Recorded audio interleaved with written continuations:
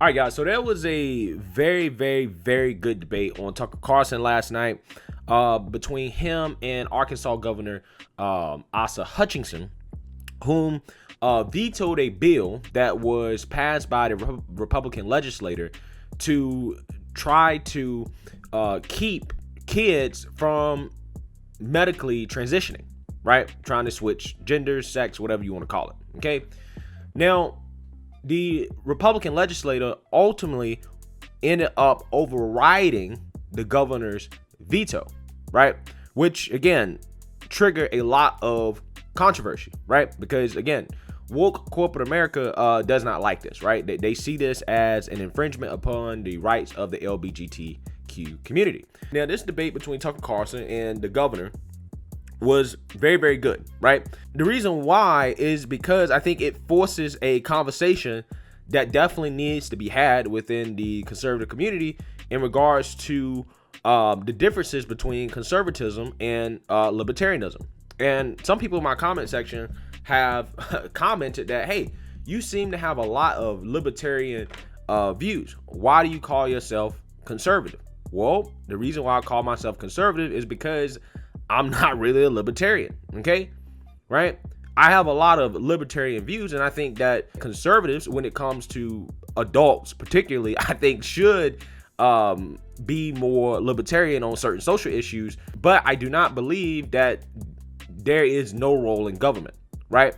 I do believe in limited government, but only to a certain extent. And I also understand that the world evolves, and with an evolving world, there comes more changes, there comes more problems, which means that the role of the government has to evolve, right? That's why I don't really like having these big government, small government conversations and debates, right? Because it's all relative to the time period, right? It's all relative, okay? So let's listen to some of the most important exchanges between Tucker Carlson and his governor, because it is going to spark a debate that I think needs to be had, and I think it's interesting. So let's listen to their conversation. Now, I think of you as a conservative. Here you've come out publicly as pro-choice on the question of chemical castration of children.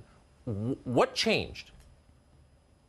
Well, first of all, your teaser as you led into this program did not accurately represent the bill. If this had been a bill that simply prohibited chemical castration, I would have signed the bill. But Tucker, as you know, this bill was overbroad, it was extreme, and went far beyond what you just said. And I made it clear that if this was about prohibiting procedures, sex reassignment surgery, absolutely, I would have signed that bill. But this, again, is the first law in the nation that invokes the state between medical decisions, parents who consent to that, and the decision of the patient. And so this goes way too far. And in fact, it doesn't even have a grandfather clause that those young people that are under hormonal treatments, if I could just correct you for a second. Well, this is chemical castration, of course. If you stop puberty and suppress the sex hormones, you're chemically castrating someone. So our description was correct. But let me just ask you, I mean, there are all kinds of, we're talking about minors, children here, and there are all kinds of things in Arkansas kids in every state are not allowed to do. Get married, drink a beer, get a tattoo. Why do you think it's important for conservatives to make certain that children can block their puberty, be chemically castrated? Why is that a conservative value, if you would tell us? Well, first of all, you have parents involved in very difficult decisions. You have physicians that are involved in these decisions. And I go back to William Buckley. I go back to Ronald Reagan, the principles of our party, which believes in a limited role of government. Are we, as a party, abandoning a limited role of government and saying we're going to invoke the government decision-making over and above physicians, over and above health care, over and above parents, and saying you can't do that? So you believe it's health care. You cannot engage in that. How deeply have you studied this topic? With respect, it doesn't sound like you've studied it very deeply. I mean, this is an emerging field. There's not a lot of research, but the research that exists suggests that depression and the urge to self-harm and suicide is a side effect of taking these hormones. A study in the UK showed the overwhelming majority of children on puberty-blocking hormones had the urge to hurt themselves. Why is that responsible medicine to do that to children? Why would you support something like that? Well, I actually reviewed some of that study. I reviewed the high court decision there, and I think they are different than what you're talking about here. Sure, there's a lot of unknowns here. I studied this bill in contrast to what you just said. I spent a lot of time reviewing cases, meeting with people, listening to the experts, as well as to faith leaders as well. And I'm a person of faith, but at the same time, I'm a person of limited role of government. I signed pro-life bills. I signed many bills that would be looked at as very conservative, but this is one that crosses the line. There's no need for it. All right, so Tucker Carlson is pressing, right, the governor. He's saying, listen, what exactly is conservative about allowing medical transitions for kids, right? Like, what type of values are we trying to conserve if we're allowing kids to potentially make decisions that are going to hurt them in the long run, decisions that they may regret when they get older, right? And I think Tucker Carlson is right about that, right? I think that it is reasonable for conservatives to have a position where they say, hey, you know what? We believe in freedom and individual liberties, but, to a certain extent, right? And I think that line that, is crossed, it typically comes with kids. Now, Governor Asa Hutchinson made a counter argument to this, which I think is legitimate, right? And he says, listen, we're supposed to be the party of small government, right? We're supposed to be a party of limited government. And a limited government shouldn't get involved in every single decision that has to do with the culture war, right? That's what he's saying. And in my opinion, I think there's two problems with this argument from the governor here. One, I don't really think that he believes his actual position, right? I don't think he believes his actual argument. Two, his argument is more of a libertarian argument. It's not a conservative argument, because people got to understand conservatism really is more associated with maintaining the traditional values that a lot of people believe that this country was founded on, right? It also involves morality, right? The libertarianism, on the other hand, is not necessarily as concerned with morality and traditional values as much as they're concerned with just freedom and individual liberties that I think may extend a little bit too far, and it's not very practical, right, when it comes to an evolving society, right? Particularly when it comes to this issue of kids and children, right? Conservatives are concerned about protecting the innocence of children, right? And we have laws in place that are designed to protect children already, right? You'd be hard pressed to find anybody that believes that children should be drinking and smoking, right? Or they should be allowed to, get access to that, right? You also be hard pressed to find anybody that believes that parents that allow their children to drink and smoke and to do whatever they want shouldn't get a visit from social services, aka the government, asking, okay, what are you doing here, right? Like, what's going on, okay? And the reason why is because I think there is a role for government in protecting children, okay? I really do. So I think that, the whole limited government argument from the government here is more of a libertarian position, right? He's trying to disguise that as, well, conservatives believe in limited government to an unlimited extent, right? To the point where no government, right? And that's not true. It's not true at all, okay?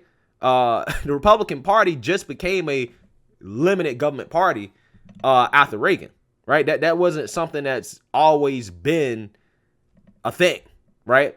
In terms of what it is today, okay?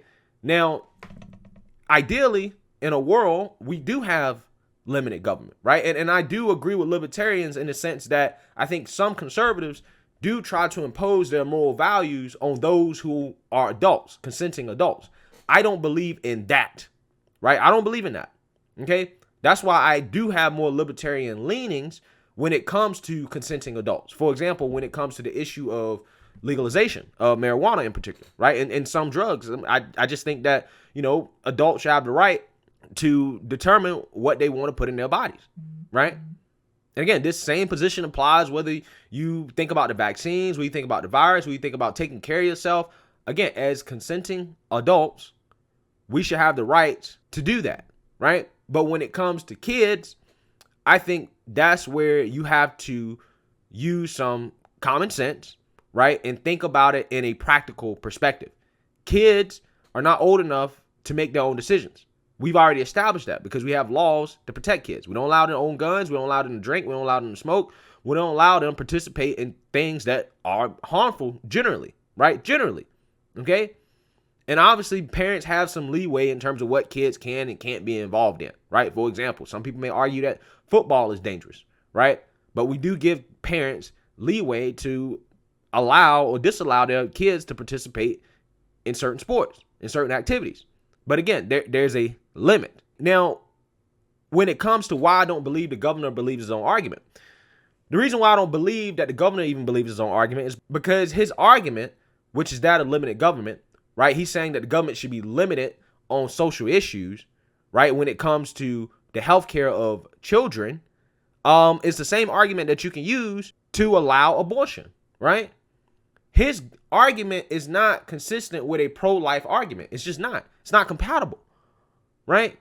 Because if you believe that the government shouldn't be involved in the healthcare choices of, kids and parents and doctors, then again, how can you be pro-life? You can't, right?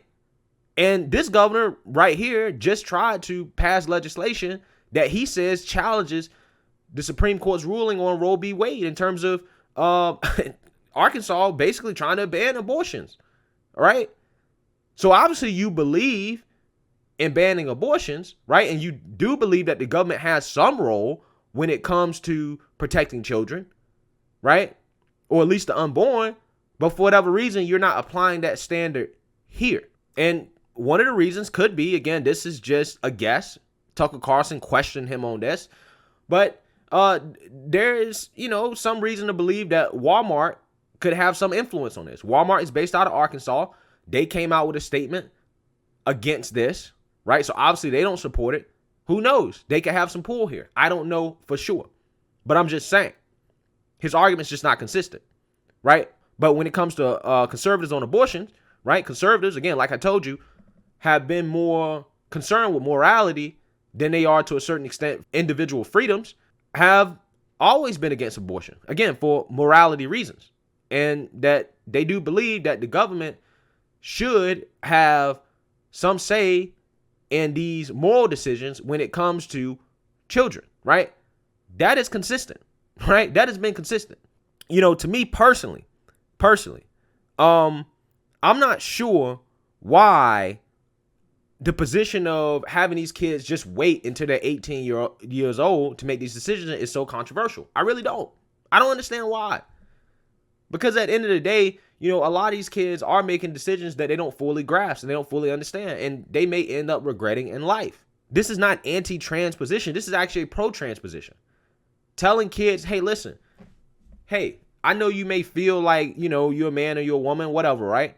But you should wait till you're 18 before you start to transition to make sure this is something that you actually really want to do, right? To get more life experience, to make sure that you don't end up regretting this. What is wrong with that? Because a lot of people do end up regretting these decisions, and they may end up harming themselves in the process or doing something that they regret, right? And to me, I think that is more pro-trans than the position of just allowing them to take whatever medicines they want and to undergo whatever treatments they want as kids when they may end up regretting it. I really do, right? I really do. So, I thought this debate was interesting, but I do think it is one of those things that is a debate that should be had, because there is a difference between being a conservative and being a libertarian, right? Conservatives, to a certain extent, believe in limited government, right? But not particularly on certain social issues, and especially not when it comes to kids, okay? Especially not when it comes to kids. However, I will concede to libertarians that I think that conservatives do overreach quite a bit when it comes to decisions between consenting adults. I really do, right? Because, you can't be the party of, individual freedoms and liberties, particularly when it comes to adults, and, try to ban everything that, we don't like from a subjective perspective, right? I think there is a debate to be had here. But me personally, I think that my views combines the best of both worlds. right? I think that there is a role for the government to protect children, but I do think that adults should be free to make their own decisions, right? And shouldn't be subject to, you know, the majorities or minorities or whoever's social/moral standards when it comes to individual liberties, right? This is why, you know, like I said, if you want to transition when you're 18, that's fine. If you want to put certain drugs in your body when you're 18, that's fine. If you want to have a civil union between somebody of the same sex, that's fine, right? I don't think that the government should have a say in that type of stuff, right? I really don't. But I do think the government should have a say when it comes to children, right? That's the difference. And I do think that conservatives have evolved on these issues. I do think that conservatives have given a lot of leeway, right? Particularly to the libertarian perspective on a lot of these issues. I really do, right? You be hard pressed to find, you know, conservatives that are gun-ho against, you know, the rights of two people of the same sex to get a secular union sanctioned by the government. Now, obviously, you know, a lot of conservatives are going to be against it being forced on the church, but I think that's a reasonable position, right? And I think that conservatives are evolving on these issues. However, again, you can go too far, right? You can go too far. So in my opinion, I like to combine the best of both worlds. I think both sides have legitimate arguments. I just don't agree with the libertarian perspective when it comes to protecting kids. I just don't. But let me know what you guys think. Make sure you like, comment, and subscribe. Most importantly, share a Black conservative perspective. Peace.